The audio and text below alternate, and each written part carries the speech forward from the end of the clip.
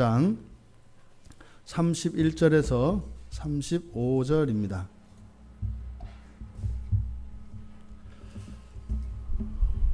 마가복음 3장 31절에서 35절까지 우리 같이 한 목소리로 함께 읽겠습니다. 그때에 예수의 어머니와 동생들이 와서 밖에 서서 사람을 보내어 예수를 부르니 무리가 예수를 둘러 앉았다가 여짜오되 보소서 당신의 어머니와 동생들과 누이들이 밖에서 찾나이다. 대답하시되 누가 내 어머니이며 동생들이냐 하시고 둘러앉은 자들을 보시며 이르시되 내 어머니와 내 동생들을 보라. 누구든지 하나님의 뜻대로 행하는 자가 내 형제요 자매요 어머니이니라. 아멘. 마가복음 3장 20절에서 시작되었던 이 본문의 마지막 부분입니다. 예수님께서 오랜 사역을 마치시고 고난 몸으로 집에 돌아오셨습니다. 그런데 예수님께는 잠깐의 집에서의 그 안식도 허락되지 않았습니다. 왜냐하면 이 세상은 우리 주님의 도움의 손길이 너무나 필요한 사람들로 가득 차 있기 때문입니다. 어느 한순간도 주님이 없이는 살아갈 수 있는 자들이 없는 것이죠. 그때 주님을 찾아온 세 부류가 있었다고 했습니다. 첫 번째 부류는 무리들로서 그들은 예수님의 권능에 힘입어 그들이 이 세상을 살아가는데 도움을 얻고자 나온 이들입니다. 보통 이런 사람들을 우리가 기복신앙을 가진 사람들이라고 합니다. 주님께서는요, 그들을 나무라지 않으시고 그들이 원하는 것, 그들의 필요를 거저 다 채워주셨습니다. 귀신 들린 자에게서 귀신을 쫓아내 주셨고, 병 들린 자들에게서 병을 고쳐주셨고, 마음이 상하고 마음이 가난한 자들에게 그들의 마음을 치유하여 주시고 그들의 마음에 부요함을 주셨던 것입니다. 하지만 그것이 궁극의 목적은 아니지요. 이들이 지금 얻은 이 현세적인 구원, 일시적인 그 구원이 아니라 영원한 구원, 그 영생에 들어올 수 있도록 주님께서 기회를 주신 것에 불과했지요. 그 가운데 어떤 사람들은 예수를 믿고 예수께 돌아온 사람들이 있었는가 하면 어떤 사람들은 단지 한번 그렇게 유명했던 예수를 내가 보았고 실제로 말로만 듣던 그것이 헛소문이 아니라 사실이라는 것을 확인하고 그것으로 만족하며 돌아가는 사람들이 있었을 겁니다. 또 한 부류는 예루살렘에서 내려온 서기관들이라고 합니다. 그러니까 예루살렘에서 내려온 서기관들은 하나님의 말씀을 맡은 자들로 정통한 자들입니다. 하나님을 안다고 하는 사람들이었습니다. 이 사람들이 아니고서는 하나님에 관하여 알 수도 없다라고 스스로 자부했던 사람들입니다. 하지만 그들을 예수님께서는 성령을 모독하는 자들이라 하여서 불신자라고 하는 낙인을 찍어버렸습니다. 하지만 이들을 성령 회방, 성령 모독이라고 하는 이것은 그들을 심판하여서 아주 그들을 사망 가운데 저주 가운데 떨어뜨리는 것이 아니라 돌이켜 참된 신앙으로 돌아올 것을 권면하시는 말씀이었죠. 그러니까 그들을 향하여 주셨던 이 모든 말씀들은 초점은 제자들에게 있었다고 했습니다. 자, 그런데 이제 오늘은 가족들입니다. 예수님이 미쳤다 하는 소식을 들었습니다. 그런데 그들이 화들짝 놀라 예수님을 향해 달려온 겁니다.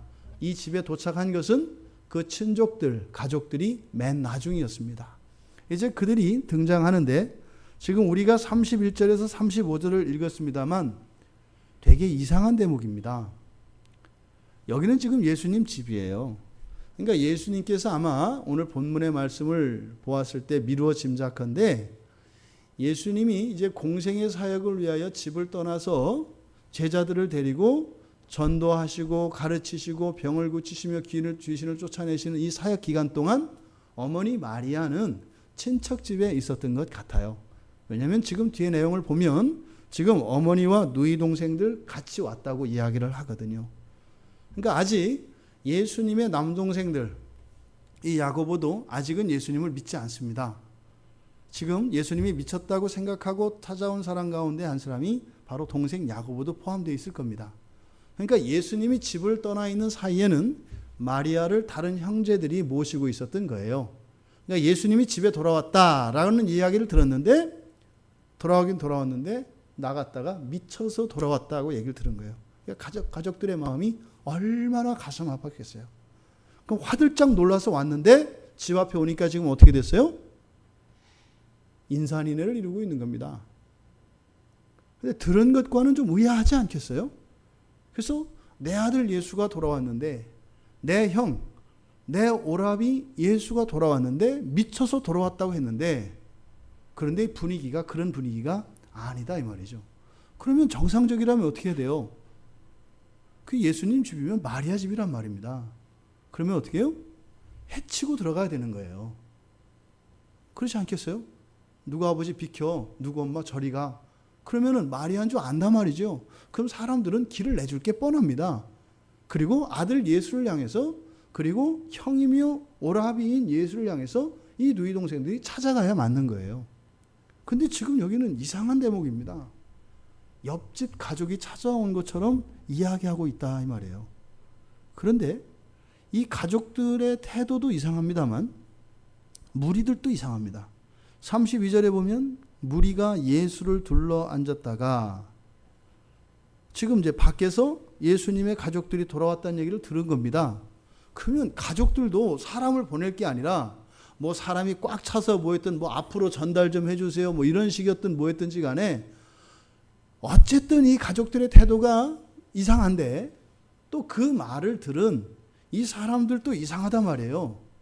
지금 뭐라고 하냐면 예수님 이게 보소서라고 하는 것은 예수님께 말씀을 드린 거죠. 예수님 어머니하고 동생과 누이들이 밖에 있대요. 그러니까 이 말도 또 웃기는 겁니다. 근데 지금 이 장면은 지금 뭐예요? 집이 있습니다. 그리고 많은 사람들이 지금 예수님과 가족들 사이에 있습니다. 근데 이들은 누구예요? 예수님과 가족들 사이에서 일어난 일을 바라보고 있는 관객들입니다. 두고 보려는 거예요. 예수님의 가족이 왔으면 뒤에서 전달이 왔으면 그 중에 누군가 하나라도 정신이 똑바로 바뀐 사람이 있을 거 아니에요. 야, 이 사람아 그걸 전할 게 아니라 빨리 안으로 모셔야지 이러지 않냐 이 말이에요. 주님인데. 그런데 어떻게 해요? 계속 전달하더니 마지막에 예수님께까지 전달하고 이렇게 보는 거예요. 예수님 근데요 밖에 예수님 주님이 오셨어요. 어머니하고 누이 동생들이 왔어요. 이게 뭐겠어요? 소식을 전하는 게 목적이 아니죠. 이 사람들의 의도는 두고 보는 거죠. 이들이 지금 무엇인가 의도를 가지고 이렇게 한다 이 말입니다. 그러니까 지금 어머니와 누이 동생들이 당신을 찾습니다 라고 하는 이것은 뭐예요? 누이 동생들이 어머니가 찾아왔을 때 그 가족들에 대한 예수님의 반응을 보려는 거예요. 여러분들도 그런 거 있지 않아요? 가끔 누군가가 목사님들이나 이렇게 해서 가르쳤을 때 어떤 걸 가르쳤단 말이에요. 근데 그렇게 가르치고 설교했던 내용을 이렇게 지금 딱 그게 사건으로 딱 나타났어요. 그때 어떻게 해요? 궁금하지 않아요? 저 목사님이 저 때는 이렇게 하라 그랬는데 어떻게 하나 한번 볼까? 이럴 때 있지 않냐 이 말이에요. 그러니까 이 내용은 자세히 안 나와 있습니다만 여기에서 예수님이 가르치셨던 그리고 예수님이 평소에 말씀하셨던 어떤 가르침인지 모르겠지만 그것과 지금 이 상황이 맞닥뜨리고 있다 이 말입니다. 그러니까 우리가 여기서 추정할 수 있는 것은 가족에 대한 이야기예요. 가족에 대한 이야기. 예수님의 대답도 또 이상해요. 뭐라고요? 누가 내 어머니이며 동생들이야? 이게 지금 찾아온 가족들이나 말을 전달하고 있는 무리들이나 대답하고 있는 예수님이나 도대체 우리는 이해할 수가 없어요. 아니 가족이 왔다는데 웬 또 여기 있는 게 내 가족이라고 얘기를 하냐 말이에요. 그러니까 지금 하나님 뜻대로 하는 자가 내 형제요 자매요 어머니다. 그건 뭐예요? 저분들이 안 했다는 거예요? 그 얘기는 아니란 말이에요. 왜요? 그 뒤에 쭉 이루어지는 얘기들을 보면 그런 건 아니란 말이에요. 그리고 지금 여기 있는 사람들은 뭐 하나님 뜻대로 행하는 사람들이고, 그 마리아하고 뭐 누이 동생들은 다 하나님 뜻대로 행하는 사람들이 아니냐? 그렇지 않거든요. 그러니까 지금 이 상황에서 우리들에게 교훈하는 바, 지금 마가가 이것을 기록하고 있는데, 지금 여기에서 우리에게 말하고자 하는 것은 가족에 대한 이야기입니다. 가족에 대한 이야기. 아니, 예수님이 효자로 쳐도 최고의 효자였을 거란 말입니다. 흠없는 분이실까요? 한 번도 어머니 말씀에 아니요라고 하거나 낯빛을 붉히거나 어머님의 말씀에 반대한 적이 없을 거다 이 말입니다. 절대 그럴 리가 없어요. 요셉은 비록 자신의 아버지는 아니었지만 어쨌든 그 다윗의 계보로 이어지는 어떤 형식적인 아버지라 할지라도 자식으로서의 모든 도리를 다 했을 거란 말입니다. 그게 예수님이세요. 근데 지금 뭐예요? 천하의 불효자같이 하고 있다 이 말입니다. 여기에는 지금 예수님이나 이런 관객들이나 이런 가족들의 이러한 이상한 행태들을 통해서 마가가 지금 우리에게 전달하고자 하는 것이 있다. 그게 뭐냐면 가족에 대한 이야기다 이 말입니다. 가족. 예수님은 지금 혈육의 가족이 아니라고 했습니다. 그리고 지금 하나님 뜻대로 하는 자들을 가족이라고 이야기했습니다. 사실은 밖에 있는 이들이 예수님의 가족입니다. 여기 있는 이들은 예수님 주변을 둘러싸고 앉은 무리라고 32절에서 분명히 이야기를 했기 때문입니다. 무리라고 이야기를 하고 있잖아요. 근데 그 무리를 예수님은 가족으로 한다 이 말입니다. 그러니까 우리가 일반적으로 가지고 있는 가족에 대한 관념과 예수님이 지금 말씀하시려고 하는 특별한 가족에 대한 가르침과 교훈이 여기에 있다 이 말입니다. 그것을 우리가 살펴보려고 하는 겁니다. 오늘 본문 35절의 말씀처럼 누구든지 하나님의 뜻대로 행하는 자가 내 형제요 자매요 어머니다. 이것은 지금 혈육이 아닌 전혀 다른 무리들을 가족이라고 말씀을 하신다 이 말이에요. 자, 그러면 지금 예수님께서 그들이 가족이 아니다라고 했지만 사실은 밖에 와 있는 그들이 예수님의 가족인 것은 온 동네 사람들이 다 알아요. 지금 앞에서 전했지 않습니까? 예수님, 당신의 어머니하고 누이 동생들이 왔습니다 하고 온 동네가 다 알고 있는 사실입니다. 성경에 보면 이 가족 개념, 결국에는 우리가 예수님이 오셔서 하나님 나라를 완성시키시면 우리가 어떻게 돼요? 하나님 나라의 백성이 되는데, 그 하나님 나라의 백성이라는 것은 나라의 관점에서 보았을 때 나라의 시민으로서 백성이라고 얘기를 하는 거죠. 그런데 하나님은 누구세요? 우리의 아버지이시잖아요. 아버지인 거 믿으시죠? 저의 아버지고 여러분들의 아버지시란 말이에요. 그럼 우리는 한 아버지의 자녀들이네요? 그럼 우리 가족이잖아요. 또 우리는 각자 우리들의 낳아준 아버지 어머니를 따로 가지고 있습니다. 그런 의미에서 우리는 타인이지요. 피가 안 섞였으니까 타인이다 이 말입니다. 그런데 예수님은 지금 뭐라고 해요? 그런 피 한 방울 안 섞인, 물론 유대인이니까 오래 가면 되겠죠. 하지만 친족의 범위에 들지 않는 무리들을 또 가족이라 한다 이 말이에요. 그러니까 또 다른 개념의 가족에 대해서 이야기를 하고 있다 이 말입니다. 그러니까 혈육으로 된 가족, 그리고 하나님 아버지를 믿는 자들, 하나님을 아버지로 둔 자들의 가족, 이 두 가족에 대해서 이야기하고 있다 이 말입니다. 그래서 가족하면 첫 번째로는 혈육의 가족이 있습니다. 이것은 혼인관계에 의해서 태어난, 구성되어지는 이것이 혈육의 가족입니다. 맨 처음엔 어떻게 해요? 한 남자와 한 여자의 결혼으로 가정이 시작이 되어집니다. 그리고 거기에서 자녀를 낳게 되고 그 자녀들이 자녀를 낳아가며 한 가족, 한 계대를 이어가게 됩니다. 그런데 이 혈육의 가족은 성경에서 매우 중요합니다. 그래서 이 혈육의 가족은 혈연 공동체이고 절대적인 공동체입니다.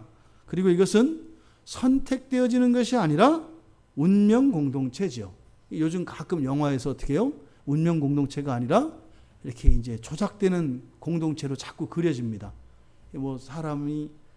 사람을 여인들의 배에서 키워서 내는 것이 아니라 기계에서 인큐베이터에서 아예 거기서 수정을 시켜가지고 거기서 키워가지고 나면은 이게 배급 주듯이 순번대로 이렇게 하는 이런 일들까지 이제 상상에 의한 일입니다만 전혀 불가능한 게 아니지요. 그러니까 마치 가족도 결정할 수 있는 것 같이 지금 세상에서는 일어나고 있습니다만 실제로 성경에서는 가족을 선택할 수가 없어요. 이것은 운명 지어지는 것이죠. 그렇게 태어나면서 이것은 나의 의지이기보다는 하나님의 주권에 의해서 이루어지는 것입니다. 그래서 이 개인에 따라서는 이렇게 내가 지금 태어난 우리 가족에 대해서 굉장히 만족해하는 사람이 있을 수도 있습니다. 또 하나는 굉장히 불만족해할 수도 있습니다.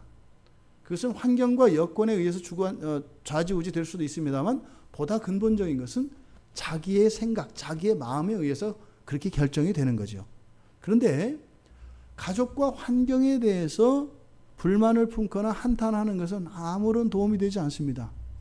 왜냐하면 시간을 거꾸로 돌려가지고 다른 가족으로 태어날 수 있는 그런 가능성은 전혀 없기 때문입니다.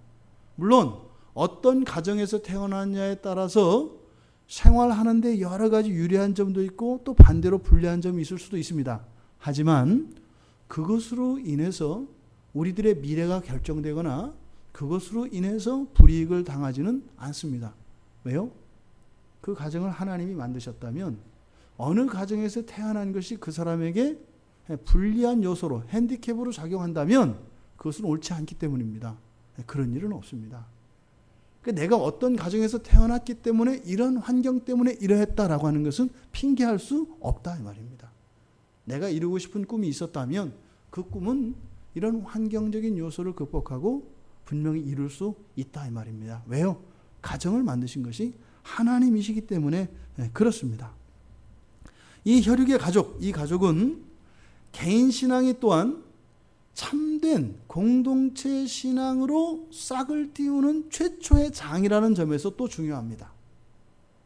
우리가 개인적으로 예수를 믿습니다. 모태신앙으로 태어나서 날 때부터 나도 모르는데 이렇게 살다 보니까 내가 옛날부터 교회 다녔다고 하더라. 지금도 계속 교회를 다니고 있다. 모태신앙인 사람들은 그럴 수 있어요. 계속 어머니한테 이렇게 안겨서 교회 왔다 갔다 했고 걷기 시작하자마자 어쨌든 손에 붙잡혀서 끌려왔었고 또 지금도 매 주일이면 다 가니까 어쩔 수 없이 가고 안 가면 야단 맞고 잔소리 들으니까 이런 사람이 있을 수 있습니다. 하지만 어떠한 형태로 예수를 믿고 신앙을 갖든지 간에 이제 이게 실제로 그런 개인이 예수를 믿는 것은 마치 씨앗과 같습니다. 이렇게 그 씨앗마다 다 그 종자가 다 다르잖아요. 어떤 것은 나무이기도 하고 어떤 것은 풀이기도 하고 다 있지 않습니까? 그리고 나무도 각종 각양의 나무지 않습니까? 근데 씨로 존재하는 거죠. 그러니까 개인 신앙은 씨와 같습니다. 근데 이 씨는 살아있다는 점에서 가능성을 가지고 있다는 점에서 의미가 있습니다만 100년, 200년, 300년, 1000년, 만년 씨로 있으면 의미가 있어요? 없어요? 없어요. 씨는 씨로서 기능하는 것이 아니라 싹을 틔우고 나무가 되어서 열매를 맺음으로써 이 씨가 의미가 있죠. 그러니까 죽은 씨는 아무 의미가 없는 거예요. 왜요? 열매 맺지 못하니까요. 그러니까 개인 신앙은 씨의 상태입니다. 그러면 이게 정말로 이제 나무가 되어서 열매 맺기 위해서는 성장을 해야 되는데 그것이 공동체 신앙으로 거듭나는 거예요. 그게 뭐냐면 한 개인의 신앙에서 공동체, 즉 이 사랑과의 관계성 속에서 하나님이 주인 되는 걸 말해요. 이 최초의 장이 바로 우리 가족이다 이 말입니다. 이 혈육 공동체 안에서 바로 이 일이 맨 처음 일어납니다. 그러니까 이 혈육의 가정, 이 혈육의 가족이 얼마나 중요한지 모릅니다. 그러니까 보세요. 불신자 가정에 태어났어요. 저만 고등학교 때 예수를 믿게 됐어요. 싹이 틀 수 있을까요? 없을까요? 못 터요. 싹을 틔울 수가 없는 거예요. 청년들 우리 그러잖아요. 예수 믿지 않는 사람하고는 절대 결혼하지 마라. 사람이 아니라 짐승이라고 그냥 생각을 해라. 진짜 짐승이 아니라 짐승인 것처럼 생각을 해라. 그 얘기는 뭐예요? 절대 결혼할 수 없는 사람이다. 이렇게 생각하라는 거죠. 왜요? 만약에 그렇게 되면 어떻게 돼요? 결혼을 하면은 이제는 부모로부터 독립해서 새로운 가정을 만들거든요. 근데 우리 어머니 아버지가 예수를 믿어요. 그럼 이 가정 안에서 어떻게 해요? 싹을 틔울 수 있죠. 근데 불신자와 가정을 만들었어요. 그럼 새로운 가정이 됐죠. 거기는요. 그 싹은 말라 죽고 다시 피어야 되는데 언제 필 거냐고요. 이게 얼마나 두려운 얘기인지 몰라요. 이 다음에 주님 만나서 주님 제가 예수 믿은 거 감사하고요. 근데 저 평생 그냥 씨로 살다 왔어요. 사실 제가 무슨 나무인지 모르거든요. 저 좀 가르쳐 주실래요? 이게 뭐예요? 평생을 살면서 사명을 발견하지 못하는 거예요. 예수가 나를 구원했는데 내가 누군지 모른다 이 말이에요. 그냥 지옥 안 간다는 것만 알아. 이거는 슬프고 비극적인 인생이죠. 열매를 맺으며 이 세상을 살 때 참다운 구원의 기쁨과 감격과 감사가 나오는 거죠. 혈육의 가정은 이렇게 중요하다 이 말입니다. 그러니까 결혼도 마찬가지죠.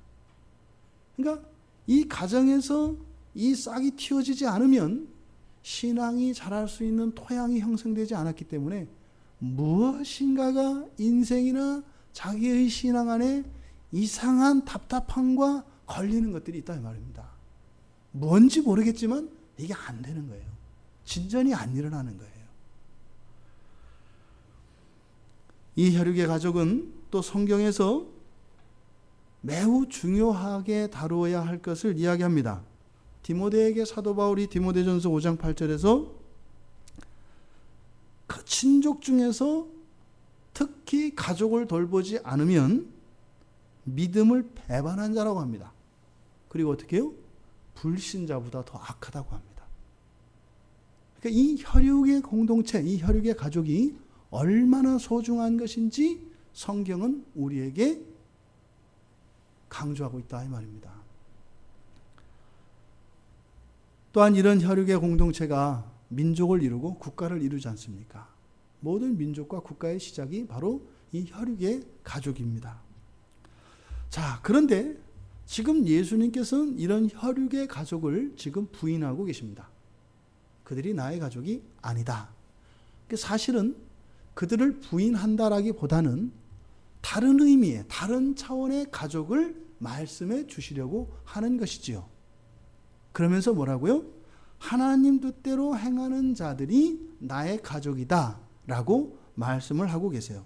그래서 혈육의 가족이 아니지만 그 혈육의 가족과 구별되지만 나의 가족이라고 예수님께서 말씀하신 이 가족을 믿음의 가족이라고 우리가 이름을 붙일 수 있을 것 같습니다. 신앙의 가족, 믿음의 가족입니다. 예수님이요, 공생애를 시작되자마자 마리아를 부를 때 어머니라고 부르지 않습니다. 여인이라고 호칭을 합니다. 그러니까 여인은 우리말로 하면 옛날 대부인 이런 말이에요. 그러니까 우리말에도 친구들이나 다른 분들의 어머니를 높일 때 대부인이라는 말을 사용을 하잖아요. 헬라 문화에서 이 여인이라고 우리말로 번역되어진 이 말은 여성들을 높이는 존칭어로 사용되어집니다. 근데 자기 어머니에게는 어머니라는 말보다 다른 말을 쓸 때는 오히려 그 어머니를 높이는 게 아니죠. 가족관계보다 더 소중한 게 없기 때문입니다. 집에서 아버지한테 사장님, 부장님 부르는 아들은 없다 이 말이에요. 회장, 어제가 부장했다 이제 오늘 사장이 됐다 그래서 아이고 사장님 축하드립니다. 어제까지 부장이셨는데 이렇게 안 하잖아요. 아버지, 어머니, 아들, 딸은 세상의 그 어떤 것과도 바꿀 수 없는 굉장히 소중한 이름이기 때문입니다. 그러니까 예수님께서 이 마리아에게 여인이라고 호칭을 사용을 하시는데 이것은 바로 혈육의 가족을 뛰어넘는 또 다른 관계에 대해서 이야기하고 있는 거예요. 혈육의 관계에서는 마리아가 어머니죠. 그런데 예수님이 마리아를 여인이라고 부르는 또 다른 관계가 있다 이 말입니다. 바로 이것이 믿음의 가족에서 예수님과 마리아의 또 다른 관계가 있다는 것을 나타내는 겁니다. 그러니까 지금 오늘 본문이 바로 혈육의 가족이 아닌 또 다른 관계에서의 이 믿음의 가족, 그러니까 믿음의 가족이라는 측면에서는 이 혈연 관계를 부인하는 거죠. 그거의 클라이막스가 바로 오늘 본문입니다. 대놓고 뭐라고요? 아니라고 이야기를 하기 때문입니다. 혈연 관계를 부인하거든요. 근데 여기서는 그 혈연 관계를 부인하는 것이 아니라 그 새로운 가족, 이 믿음의 가족에 대해서 예수님께서 가르쳐 주시려고 하는 이유지요. 성경에서는 로마서 8장 29절에서 이렇게 이야기를 합니다.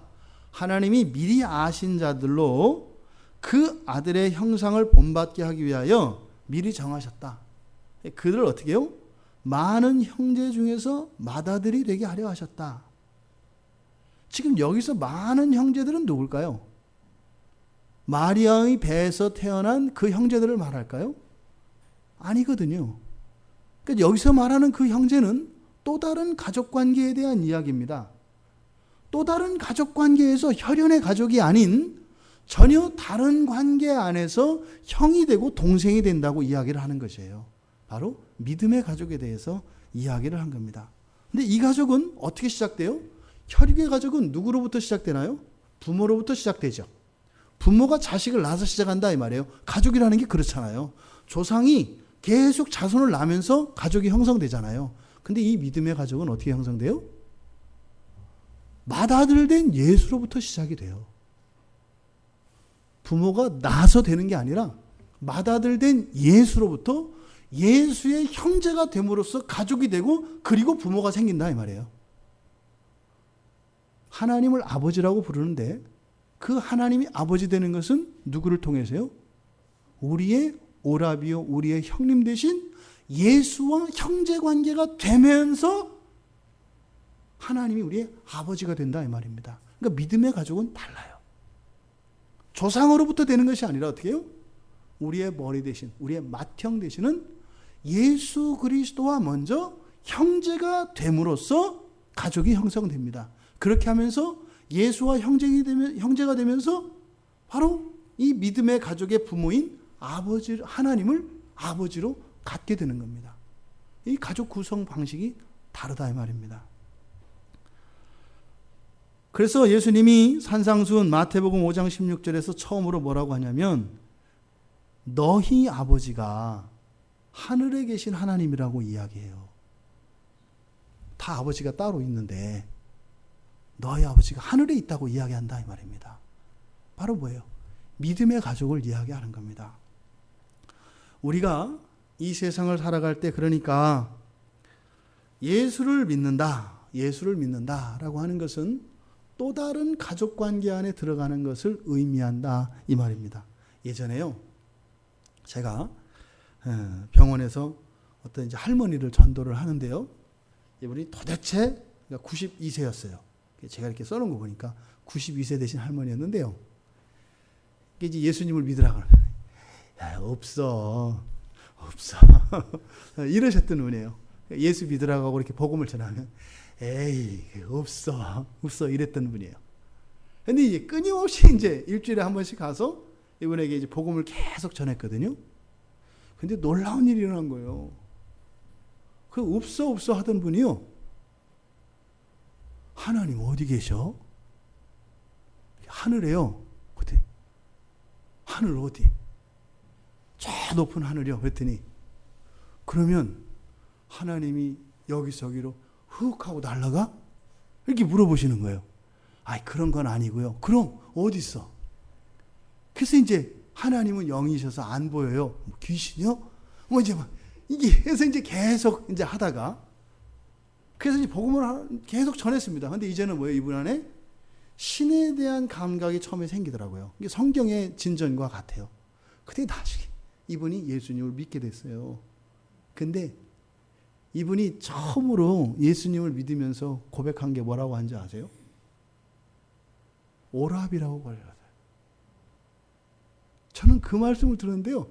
우리가 주님 하는 것보다 이 할머니 신앙 확실하다. 예수님이 우리 오랩이잖아. 놀랍더라고요. 그게 제가 우리가 사실은 저도 예수님이 나의 이렇게 맏형이라고 하시는데 형님 생각이 잘 안 들거든요. 근데 그 할머니는 그렇게 뭐 없어 하던 할머니가 예수를 믿더니 성경을 그분이 알 리도 없잖아요. 맏형 되신 예수 그리스도, 우리의 큰오빠 되시는 예수 그리스도를 이미 알더라고요. 예수님 우리 오랩이라고. 그러니까 이분은 뭐예요? 하나님 아버지 독생자를 우리를 구원하시기 위해서 보내주셨어요. 뭐 계속 제 복음을 전했을 거 아니에요. 제가 그분한테 예수님이 맏형이고 이런 얘기는 안 했거든요. 근데 제가 복음을 전하는 과정에서 이분은 사실적으로 이렇게 맺어진 거예요. 그러니까 어떻게 해요? 자연적으로 예수가 우리 큰 오라비가 된 거예요. 아는 거 없죠. 성경에 대해서 아는 거 없어요. 그저 하나님이 우리를 구원하기 위하여 독생자 예수 그리스도를 이 땅에 보내주셨고 그리스도께서 우리의 모든 죄를 대신하여 십자가에 못 박아 죽으심으로 우리에게 씌워져 있는 죄의 모든 삭과 죄의 모든 저주로부터 우리를 자유케 하셨다는 이 말씀이 그분의 심령 속의 성령의 역사로 믿어지니까 우리 오빠 너무 보고 싶다고, 너무 감사하다고, 그 친오레비에 대한 그리움으로 예수님을 말씀하더라 이 말이에요. 그게 바로 뭐예요? 믿음의 가족입니다. 믿음의 가족이에요. 형이라고 부를 수 있고 오라비라고 부를 뿐만 아니라 그렇게 그리워지고 그렇게 이 혈육의 가족처럼 느껴지는 이것이 아주 제가 기억에 남습니다. 마태복음 1장에 아브라함과 다윗의 자손 예수 그리스도의 세계라 하면서 족보가 나와요. 그러니까 이 족보는 누구의 족보겠어요? 바로 믿음의 가족의 족보인 거죠.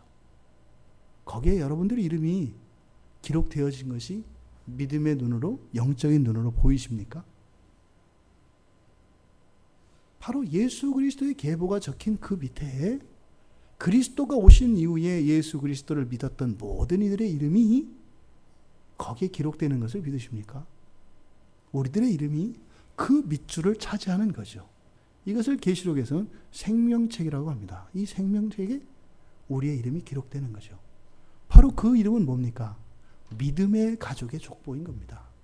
여러분 혈육의 가족들이 가지고 있는 족보와 마찬가지로 이 믿음의 가족들이 가지고 있는 믿음의 계보, 믿음의 가족의 족보가 있다 이 말입니다. 이것들을 성경에서 계속 이야기하고 있습니다.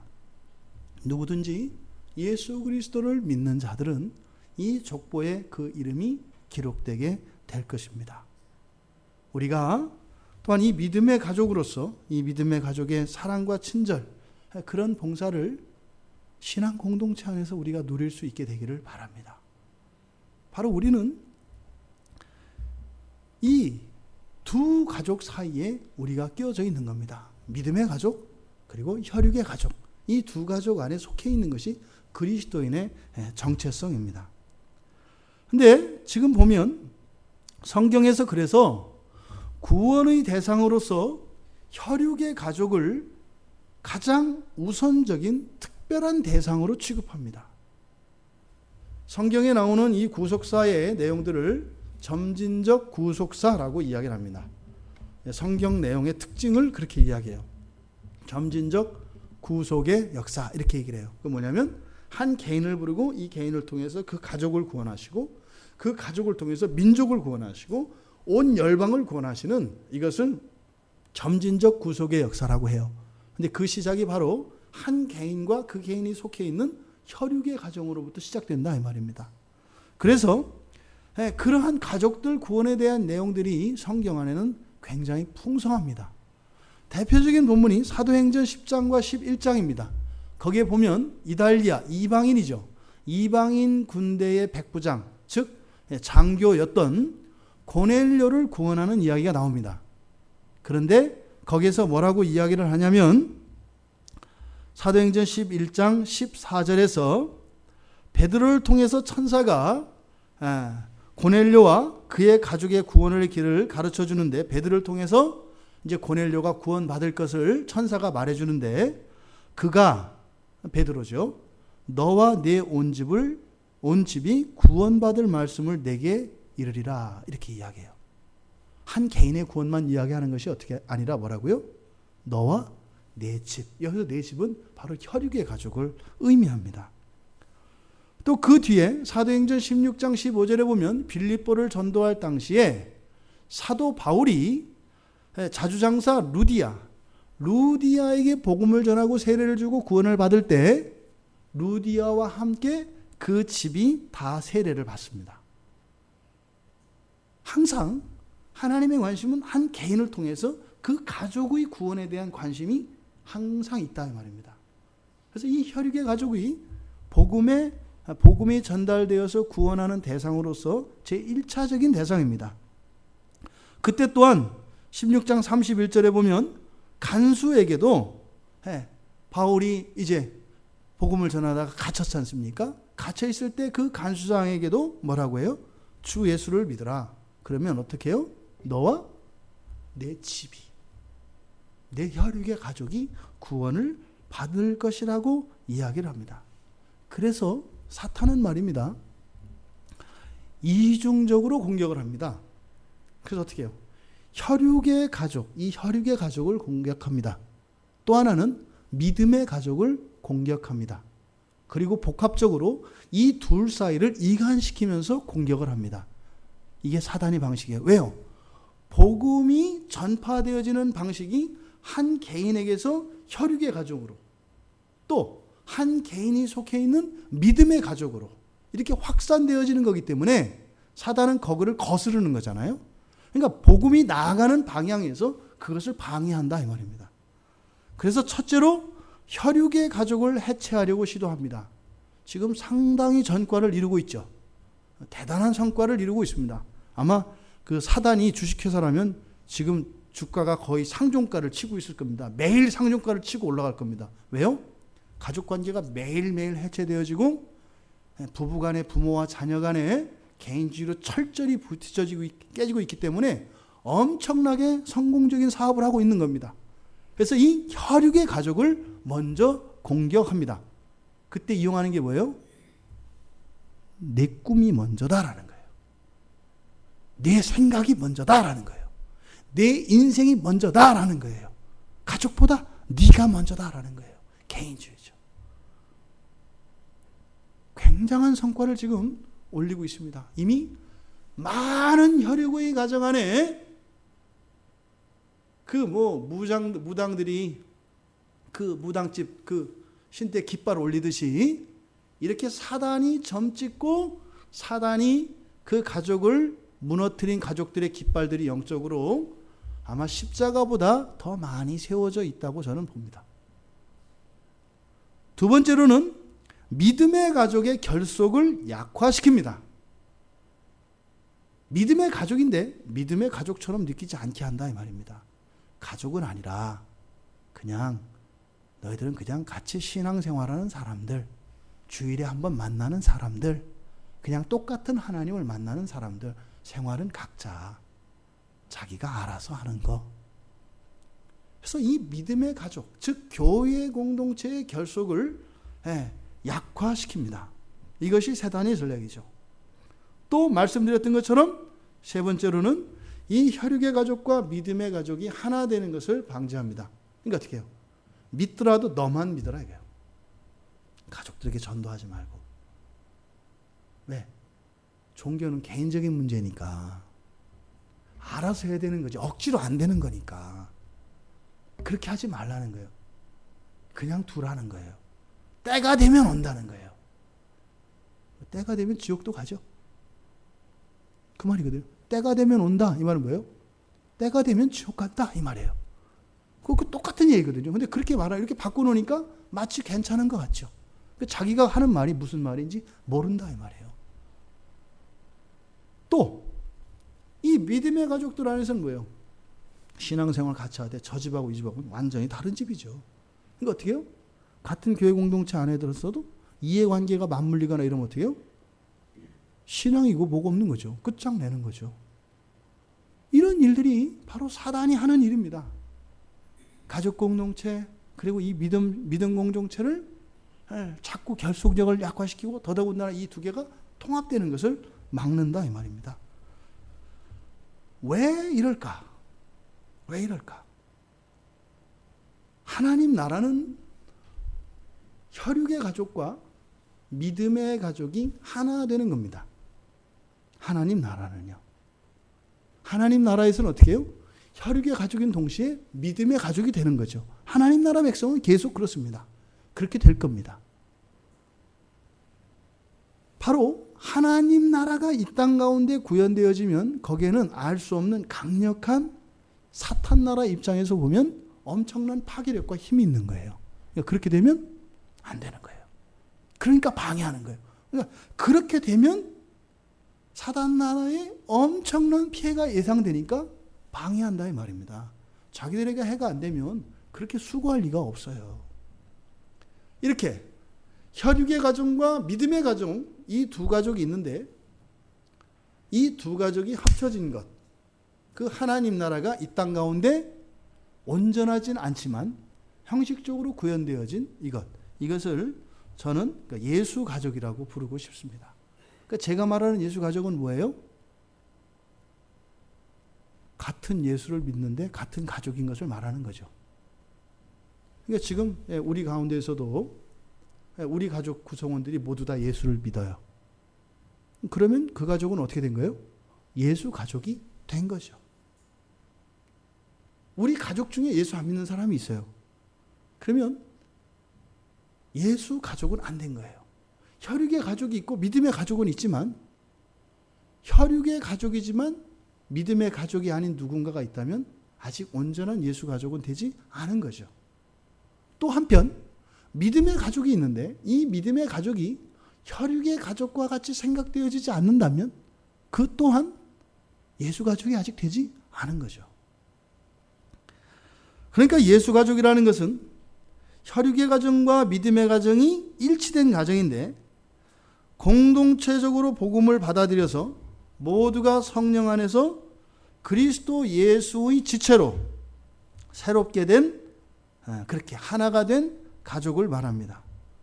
이런 가정들이 이제 가정 안에서 온전한 가정 예배를 드리고 성령의 이끌림을 받고 말씀에 순종하며 살아가는 가족, 세상이 감히 넘볼 수 없는 막강한 가족이 되는 거죠.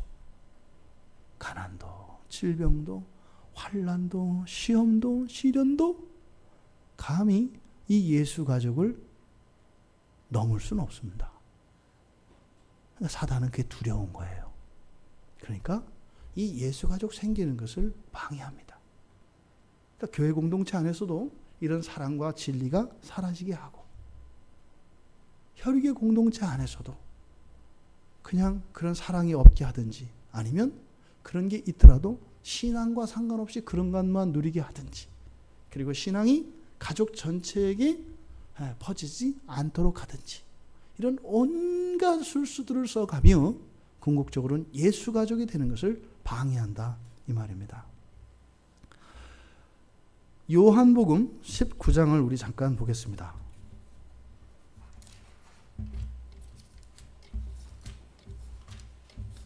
요한복음 19장은 이제 예수님께서 지상에서의 공생의 사역을 마치시고 이제 십자가에 못 박혀 죽으시는 마지막 장면입니다. 자, 15장 25절부터 한번 보시면 예수의 십자가 곁에는 그 어머니와 이모와 글로바의 아내 마리아와 막달라 마리아가 섰는지라. 지금 예수의 곁에 누가 있습니까? 가족으로 이야기하면 혈육의 가족이 있죠. 어머니, 이모, 이거는 다 혈육의 가족 관계를 나타내는 말들이잖아요. 혈육의 가족이 지금 예수님과 함께 있습니다. 자, 그런데 26절을 보실까요? 예수께서 자기의 어머니와 사랑하시는 제자가, 자기의 어머니는 혈육의 가족입니다. 그런데 사랑하시는 제자, 이 사랑하시는 제자는 누구죠? 바로 믿음의 가족입니다. 그 끝에 뭐라고 이야기를 하는가 보면 여자여, 이때 여자여는 마리아와 예수님의 관계는 혈육의 관계가 아니라 믿음의 가족 안에서 부르는 호칭이라고 말씀을 드렸죠. 여자여 보소서 아들이니이다. 누가요? 제자 요한이 아들이라고 이야기를 해요. 예수님이 거짓말 하실까요? 안 하실까요? 예수님은 거짓말 안 하세요.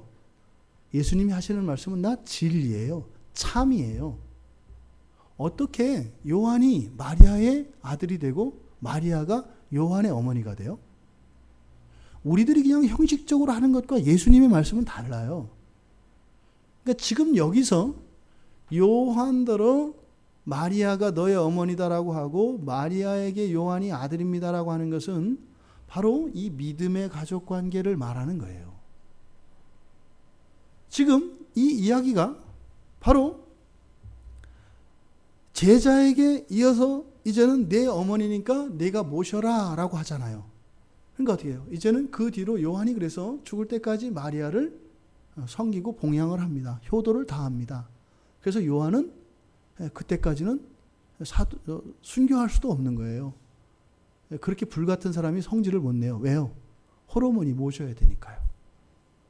호르몬이를 모셔야 되기 때문에 이제는 그렇게 안 한 거예요. 그래서 그 뒤에 어떻게 했다 그래요? 그 제자가 자기 집에 모시니라. 이게 무슨 가족이에요? 예수 가족이 된 거죠. 혈육의 가족과 믿음의 가족이었던 제자가 이제는 온전한 가족, 예수 가족을 이루어서 함께 살고 있습니다. 28절에 이렇게 하고 나서 뭐라고 해요? 우리 같이 읽어볼까요? 28절 시작.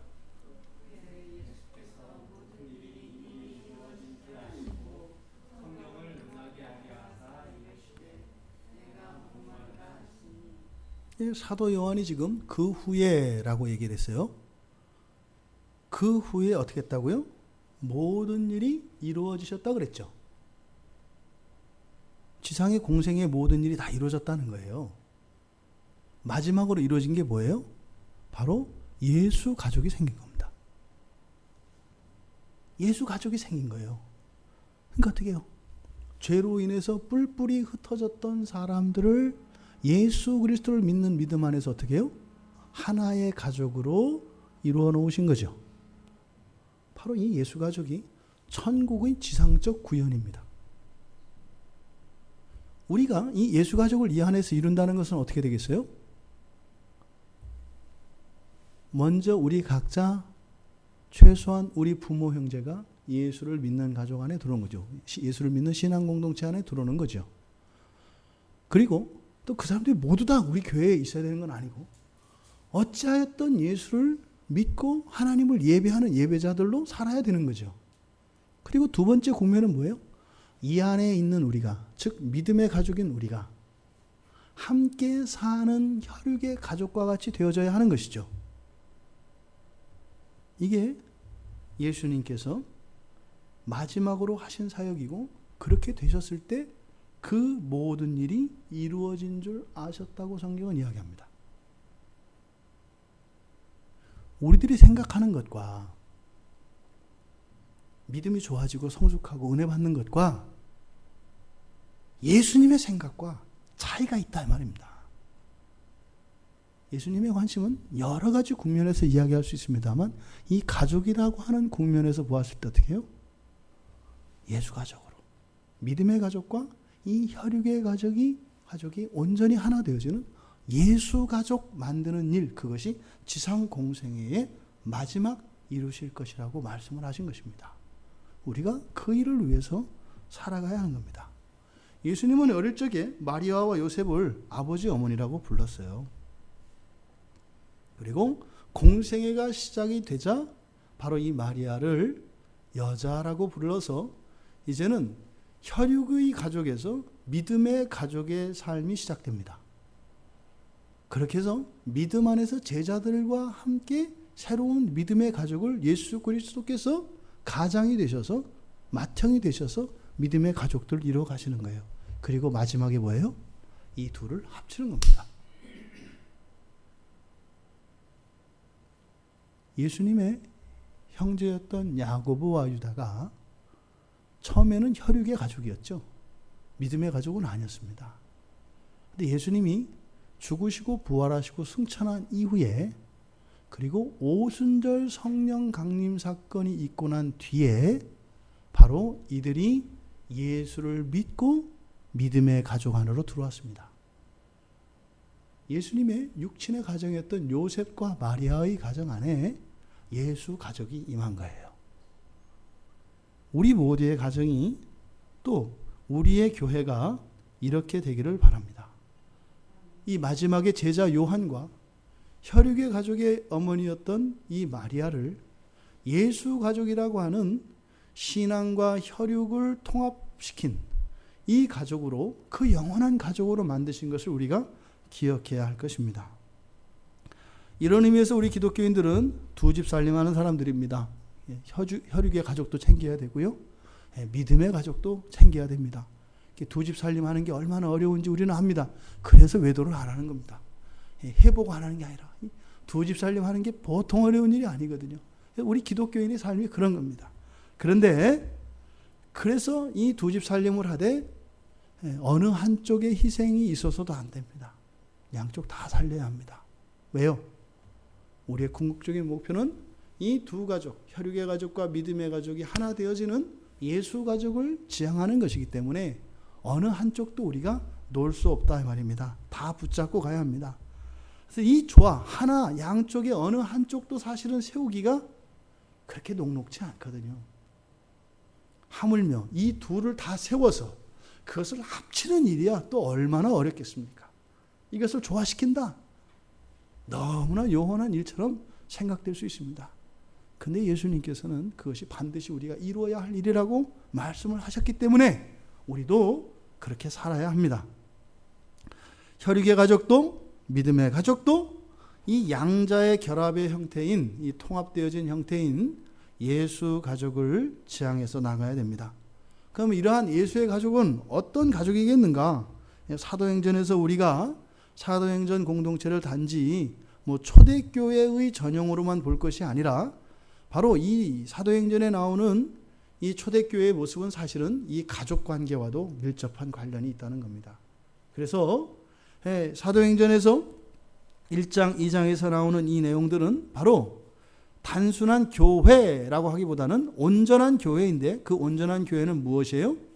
혈육의 가족과 믿음의 가족이 교회로 통합되어져 있는 예수 가족을 의미한다 이 말입니다. 사도행전 1장 14절에 보면 여자들과 예수의 어머니 마리아와 예수의 아우들과 더불어 마음을 같이하여 오로지 기도에 힘쓰더라. 이제는 이 혈육의 가족들이 어떻게 해요? 바로 믿음의 가족을 향하여 지향하고 있습니다. 그리고 이제는 성령 강림 사건이 일어납니다. 그러니까 사도행전 2장 4절에서 그들이 다 성령 충만함을 받습니다. 성령 충만을 받습니다. 그러니까 어떻게 해요? 서로 교제하고 떡을 떼며 통용하고 서로의 필요에 따라 나누는 삶을 살아갑니다. 이게 사실은 풀어야 될 숙제입니다. 어떤 공동체들은 재산을 전부 다 정리해서 하나의 통장에 놓고 어느 한 지역에 공동생활을 하는 것을 이야기합니다만, 그렇게 제도적으로 그렇게 해야 될 필요가 있을까요? 없을까요? 상관없어요. 각자 사유재산을 가지고 있으면서요, 살면서 하면 돼요. 그렇게 할 필요 없습니다. 교회 공동체 안에서 누군가가 갑작스러운 어려움을 처했습니다. 근데 지금 돈이 없는 거예요. 그럼 어떻게 하면 돼요? 우리가 십시일반 모아서 하면 됩니다. 그러다 또 다른 사람이 하면요, 또 하면 됩니다. 굳이 모여서 다 재산 털어서 이렇게 형식적으로 어떤 제도적으로 되는 것이 아니죠. 나는 한 달 뒤에 쓸 돈이에요. 근데 지금 당장 지체가 큰일이 났어요. 그럼 어떻게 해요? 그거 하면 되는 겁니다. 이걸 갖다 이렇게 하면 이거 못하는데? 이게 아니죠. 그러면 그 일을 위해서 어떻게 하겠어요? 같이 통용해서 필요를 따라 교회가 같이 하는 거죠. 그 일이 이루어질까요? 안 이루어질까요? 된다는 거예요. 성경에서는. 성경에서는 된다는 거예요. 그게. 우리는요. 안 된다는 거예요. 그건 어떻게 해요? 각자 알아서 해야 된다는 거예요. 교회에 부담 주면 안 된다는 거예요. 그럴듯한데 아니라니까요. 예수 가족은 그런 게 아니라고요. 바라기는 그런 거예요. 이론적으로 생각을 해보세요. 기독교인들, 다른 사람들 말고요. 기독교인들이 일반 은행이나 보험에 넣고 있는 연금이나 이런 거에 관련되어진 것들 있잖아요. 그거 다 합치면 굳이 거기 연금 안 들어도 교회 안에서 해결할 수 있을까요? 없을까요? 되고도 남거든요. 뭐 일 좀 더 안 생겨? 뭐 이렇게 되는 거거든요. 안 된다고 하면서 사실은 뭐예요? 그 보험이나 이런 데 맞추면 어떻게 됩니까? 그 돈을 가지고 건물도 줘야 되고 사람들 월급도 줘야 돼요. 그 돈이 축 나잖아요. 만약에 교회 안에서 이루어지면 축도 안 나요. 그냥 가지고 있으면 돼요. 그러다 누가 급하다고 하면 내놓으면 된다 이 말입니다. 어떻게? 힘껏 닿는 대로.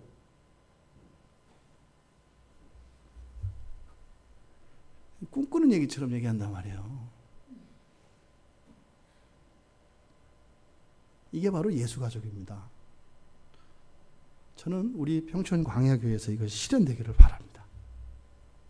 실현되기를 바랍니다. 그러니까 뭐 무슨 우리가 무슨 재정이 있다고 애들을 다 전학생들을 장학금 주자 이렇게 하냐는 거예요. 우리 교인들 중에 애들 학교 안 보낼 사람들 없거든요. 고등학교, 대학교 보낼 거예요. 그러면 직접 주지 말고 교회를 통해서 주라는 거예요.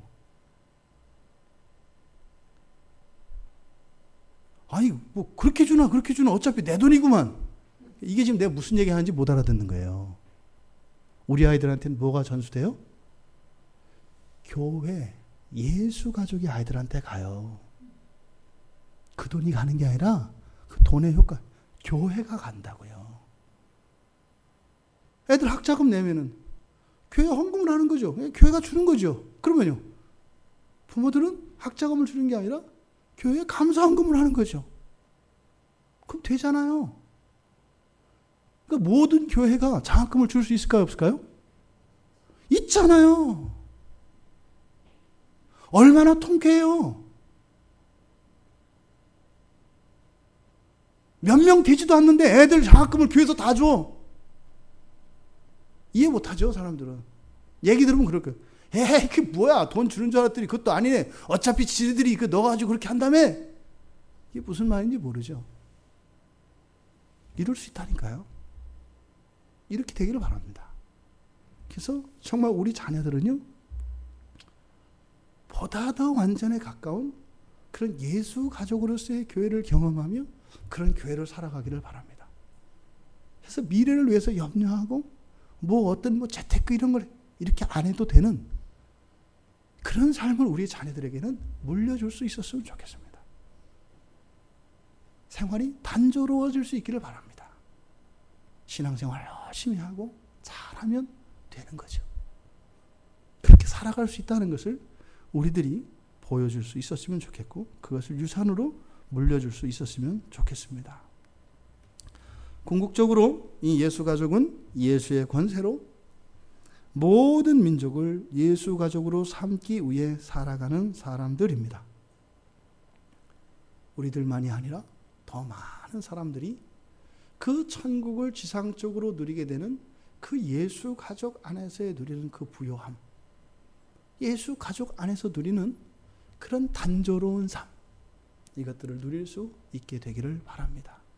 지금 오늘 본문에서 예수님께서 바로 마리아와 그 형제 자매들을 가족이 아니고 하나님의 뜻대로 하는 자가 나의 가족이다라고 말씀하셨던 이 의미는 바로 사도행전과 또 다른 본문 말씀들과 연결지어서 생각했을 때 바로 천국이라고 하는 것이 그렇게 허구적이고 공상적이며 그런 이상향이 아니라 이미 예수 그리스도를 믿는 사람들에게는 너무나 실현 가능성이 높은 것이라는 겁니다. 중요한 것은 순종하고 실천하는 데 있습니다. 이미 다 되어 있습니다. 다 되어 있습니다. 특별히 무엇을 헌신해야 되거나 특별히 무엇을 잘라내야 되는 게 이미 되어 있습니다. 우리 평촌 광야교회에서 그런 일이 일어나기를 진심으로 바랍니다. 하루도 빨리. 그래서 교회가 무엇인지 정말로 세상에 본때를 보여주고 싶습니다. 나쁜 의미에서의 본때가 아니에요. 왜냐하면 사람들이 잘못 알고 있거든요. 기독교를 잘못 알고 있거든요. 너무나 잘못 알고 있거든요. 그들이 알고 있는 기독교는 그거 아니거든요. 예수 가족으로서의 교회, 이것이 우리 기독교의 참모습이라는 겁니다. 이렇게 구현되어진 교회들이 곳곳에 세워지고 예수 가족에서 허락되어진 특별한 은총과 특별한 은혜들을 복을 누릴 수 있는 우리 모두가 되기를. 그래서 우리 자녀들만큼은 교회만 있으면 다 된다라고 하는, 내가 잠깐 일자리를 잃었지만 교회만 있으면 된다라고 하는, 하지만 그것을 인해서 게을러지는 것이 아니라 더 힘을 내어서 또 이 사회에 기여하는 사람으로 그렇게 준비되어질 수 있는 그런 일들이 교회를 통하여 또 우리들의 가정을 통하여 계속되어지기를 진심으로 바랍니다. 그 일을 위해서 우리 함께 기도하고 함께 세워갑시다. 이미 우리에게는 다 돼 있습니다. 결단이 필요하고 우리들의 이런 사고방식과 그 예수님의 생각 사이에 있는 갭을 믿음으로 순종하며 나아갈 때 이 안에서 그것이 이루어진다고 저는 믿습니다. 우리 같이 오늘 본문 말씀을 생각하며, 주님, 우리 평촌 광야교회에 참된 예수 가족이 구현되게 하여 주시옵소서. 조금도 두려워하지 말고 주님께서 우리의 맏형 되시고 이 교회와 우리의 가정이 주인 되신 것을 믿고 주님께 모든 것을 의지하고 정말 참다운 가족으로서 또 믿음의 공동체로서 이렇게 우리의 가족뿐만 아니라 우리 교회의 지체들이, 또 우리 교회의 지체들뿐만 아니라 우리의 가족들이 그렇게 함께 누릴 수 있는 그런 은혜를 내려달라고. 그래서 우리들이 누렸던 것보다 더 완전하고 더 풍성한 그러한 예수 가족을 우리 자녀들에게 물려줄 수 있는 은혜를 내려달라고 우리 같이 기도하시고 제가 마무리 기도하고 주기도문으로 마치겠습니다.